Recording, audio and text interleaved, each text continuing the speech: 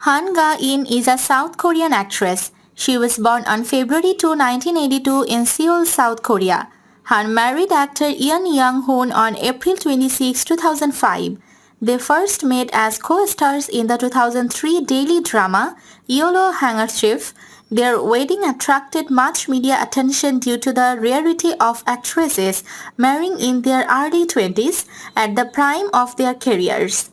Han had a miscarriage in 2014 and later gave birth to a daughter on April 13, 2016.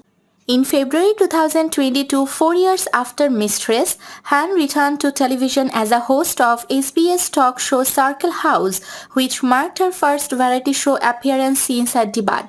In April 2022, she made a guest appearance in KBS2 reality variety show 2 Days and One Night, in which her husband Yeon Jung-hoon is a fixed cast member. In 2018, Han returned to the small screen after 6 years with mystery thriller Mistress. Han was managed by J1 Plus Entertainment from 2009 to 2011, and when her contract expired, she signed with Lee Byung-han's agency BH Entertainment in December 2012. Han Ga-in attended Seoul Gusan Elementary School, Sanyang Middle School and Baehwa Girls High School. She excelled academically and scored 384 points out of 400 points in the CSAT. On 22 December 2000, while attending high school, Han participated in KBS 1 quiz show, Challenge Golden Bell and reached the 34th stage. She studied hospitality management at Kyunghee University. After entering the entertainment industry, she continued her studies part-time and graduated in 2007.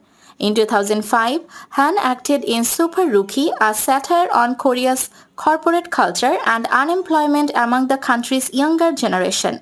The drama was also reportedly well received by Japanese viewers and contributed to Han's popularity in the country. This was followed by leading roles in Dr. Kekang and Witch Yo-hee.